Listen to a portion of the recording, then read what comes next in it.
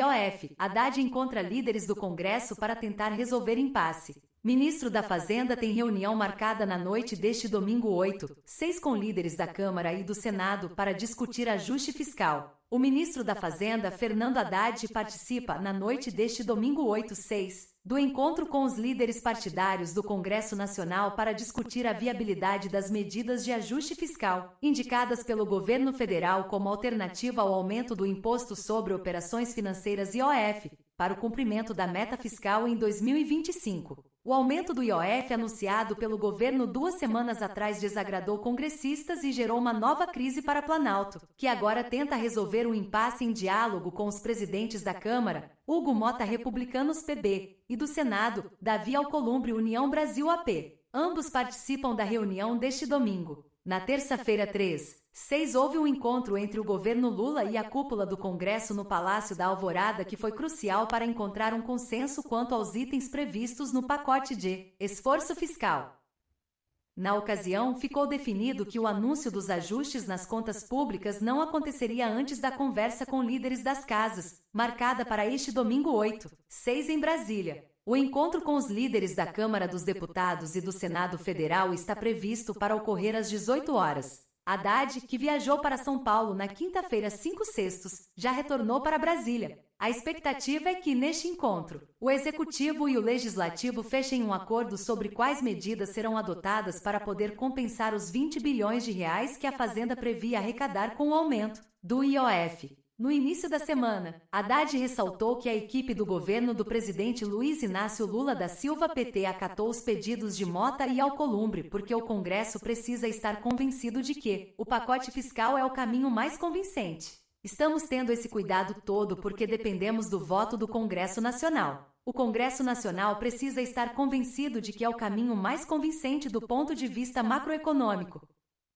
O zelo que estamos cuidando é só por essa razão, afirmou ele a jornalistas após reunião no Alvorada. As medidas debatidas ainda não foram divulgadas oficialmente, mas o ministro confirmou que esse novo ajuste terá impacto estrutural sobre as contas públicas. O pacote deve incluir um projeto de emenda à Constituição PEC e um projeto de lei PL. Ajustes propostos pelo governo. O Metrópolis apurou que estão na mesa de debate revisões em benefícios tributários e nas regras do piso da saúde e educação, entre outros. Entre as alternativas ao aumento do IOF estão: revisar benefícios tributários sem favorecer setores, leiloar excedentes de petróleo, controlar o crescimento da liberação do benefício de prestação continuada BPC, pago a idosos e pessoas com deficiência. Usar dividendos do Banco Nacional de Desenvolvimento Econômico e Social BNDES. Revisar as regras de crescimento do piso da saúde e educação, dentro dos limites do arcabouço fiscal.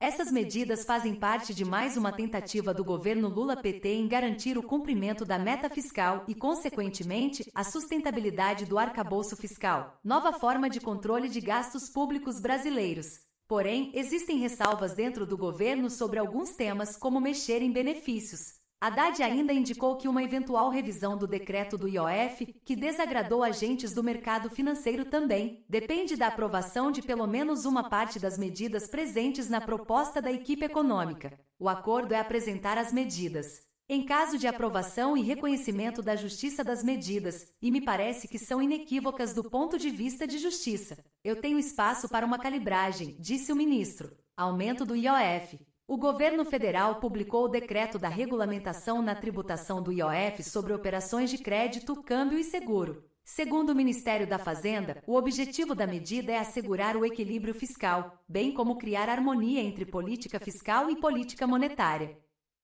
No mesmo dia do anúncio, após pressão do mercado financeiro, o Executivo decidiu revogar a elevação do IOF para aplicações de investimentos de fundos nacionais no exterior. Com isso, a alíquota continua zerada nesses casos. Inicialmente, a estimativa de arrecadação era de 20,5 bilhões de reais em 2025. Mas com a mudança de partes do decreto, a equipe econômica deve fazer um novo cálculo, ainda não informado. Nos dias seguintes, parlamentares protocolaram mais de 20 projetos de decreto legislativo PDL contra a elevação do IOF. Essa seria a primeira vez em quase 2 décadas que um PDL seria usado para derrubar um decreto presidencial. Meta fiscal. O novo ajuste nas contas públicas deve contribuir para o cumprimento da meta fiscal deste ano, que é de déficit zero, equilíbrio entre despesas e receitas, com intervalo de tolerância que permite saldo negativo de até 31 bilhões de reais. Isso porque o arcabouço fiscal permite um rombo de até 0,25% do Produto Interno Bruto PIB. De acordo com o projeto de Lei de Diretrizes Orçamentárias PLDO de 2025, as projeções dos próximos exercícios são: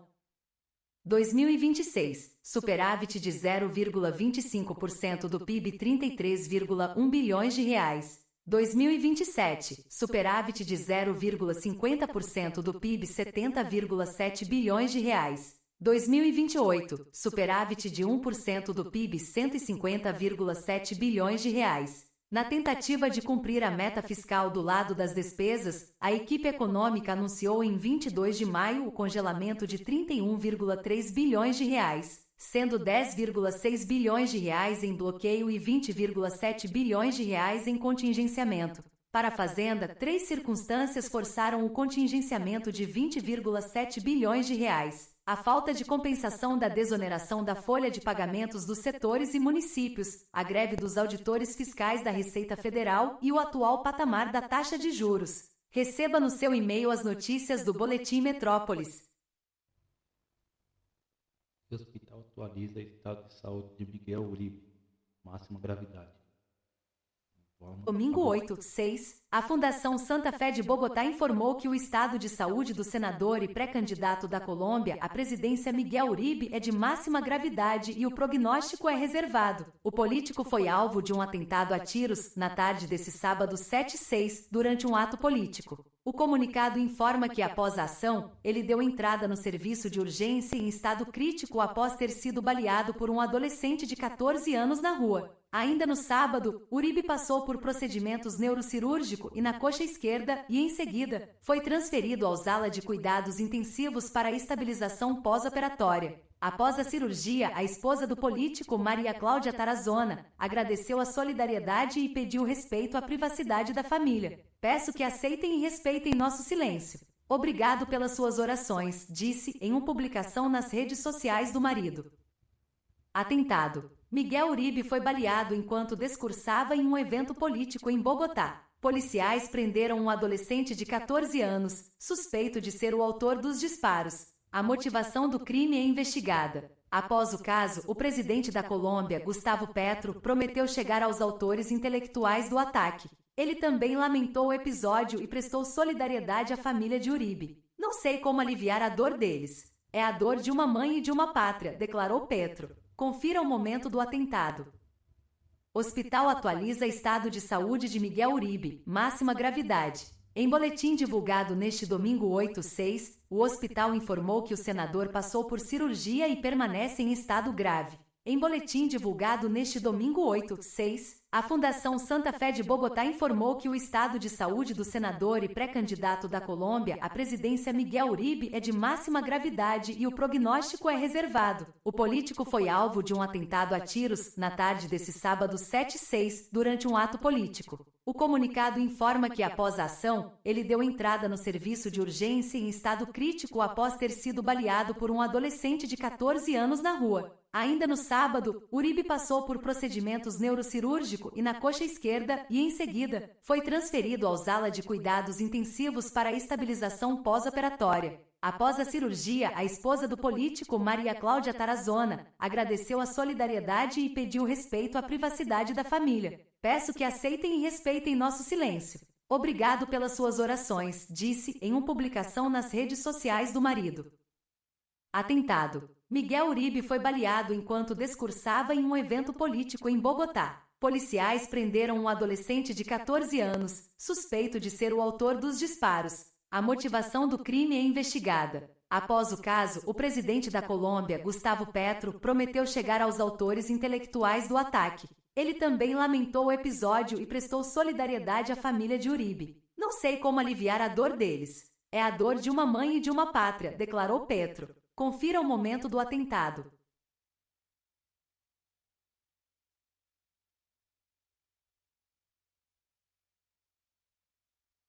E a outra notícia aqui é da Globo News. Vamos lá.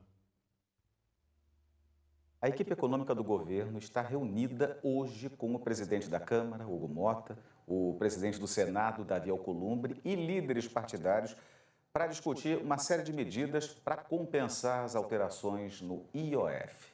Então vamos ao vivo até Brasília, porque o Guilherme Bausa, ele não está entrando daquele ponto tradicional de ao vivo que ele sempre entra aos domingos, não. Hoje, como é que é, Bausa, que você falou? Teve um dia que você falou no Em Pauta, foi o quê? É RO? Você está na RO, é isso?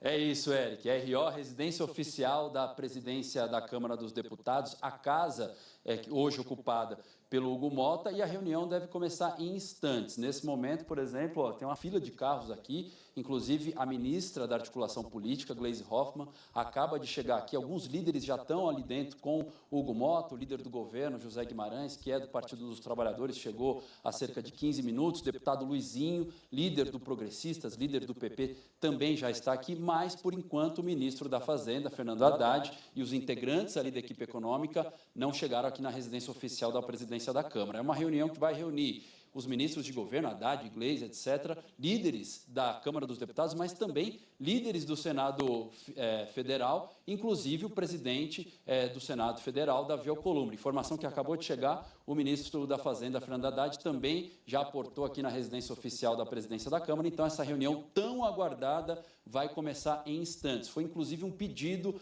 dos presidentes das casas que as medidas que podem ali compensar as mudanças, uma revisão no decreto do IOF, sejam discutidas com os líderes das duas casas antes de serem apresentadas. Foi um pedido de Davi Alcolumbre e Hugo Mota numa reunião que eles tiveram no meio da semana com o presidente Lula e também com o ministro da Fazenda, Fernando Haddad. A ideia é tentar resolver ou pelo menos encaminhar um final para o impasse do IOF, depois que 2 semanas atrás o governo apresentou esse decreto, um decreto que teve uma repercussão muito ruim, não só no mercado, na opinião pública, mas principalmente no Congresso Nacional. A avaliação ali da cúpula das duas casas é que essa medida deveria ter sido discutida antes com o Legislativo, antes de ser apresentada. Então, uma crítica não só ao conteúdo em si, né, esses impostos, essas alíquotas nas operações com o IOF, mas também a forma, o governo apresentar assim de sopetão sem ter tido um diálogo antes com o Legislativo. E é a primeira vez,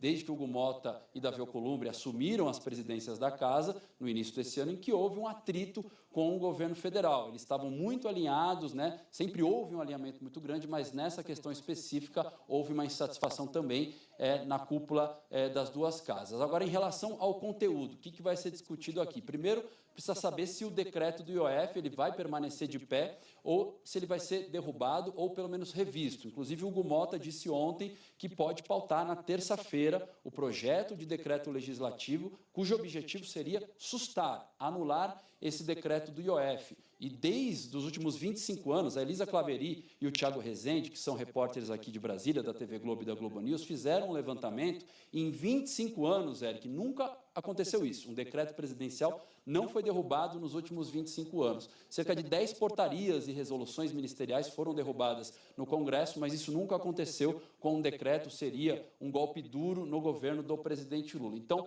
tem medidas que vão ser discutidas para resolver a questão de 2025, o governo conseguir fechar as contas. Essa medida do IOF, o decreto do IOF, geraria ali 20 bilhões de reais em arrecadação. Então, você tem aí a discussão, por exemplo, de estabelecer uma trava nos repasses que a União faz para o Fundeb, o Fundo Nacional de Educação Básica, segurar um pouco esses repasses, dividendos do BNDES que poderiam ser antecipados, repassados à União, dividendos que estão ali numa reserva do BNDES, tem a possibilidade de apertar ali, fiscalizar, criar filtros em programas sociais, como o BPC, tudo isso pensando no curto prazo. Agora, tanto o governo federal quanto a cúpula das duas casas entendem que é importante adotar medidas estruturantes ou medidas estruturais para os próximos anos, para não precisar, a cada ano, buscar uma saidinha, uma gambiarra para resolver a questão fiscal e fechar as contas. E aí, nesse sentido, um debate que ganhou muita força foi a revisão, o corte de isenções fiscais.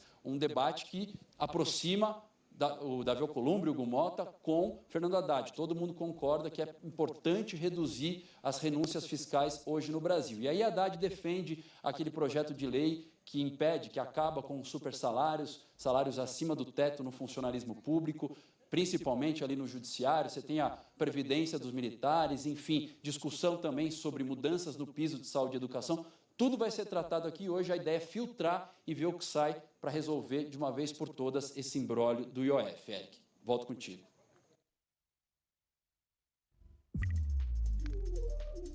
Coloquei muito açúcar no... Ao vivo, com Paulo.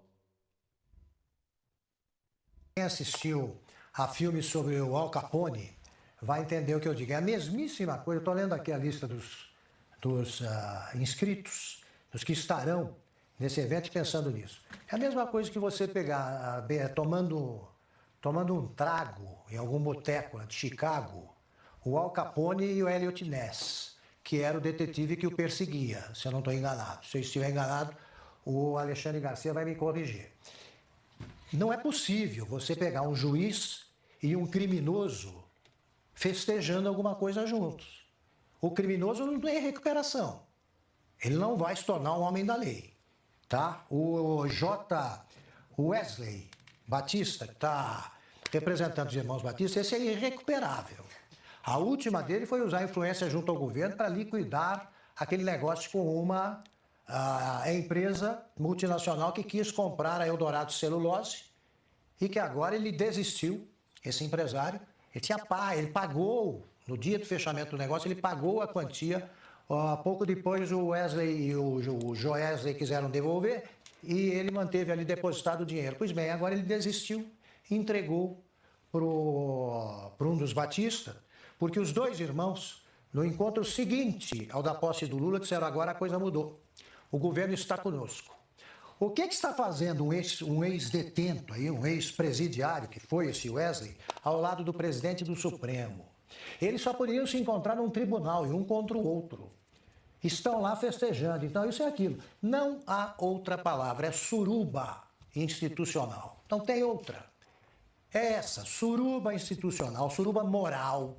Tudo amoral, no caso. Porque estão aqui reunidos os caras para discutir o quê? Acertos, tá? Barganhas. Tem tal processo que precisa mexer. Agora não é mais o caso da Eldorado Celulose. Tem outros. Todos acabam no Supremo, pois o Supremo invade a nossa vida, todos nós. Estamos agora na alçada do Supremo.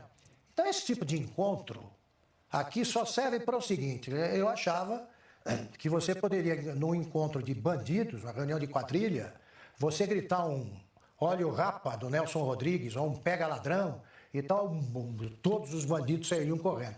Agora eu acho que saem correndo todos, inclusive juízes, no meio, porque é o tipo da companhia que não pode ter um ministro do Supremo Tribunal Federal. No dia em que eu for visto por vocês ao lado de um Batista, parem de conversar comigo, porque senão vocês podem ir para a cadeia também.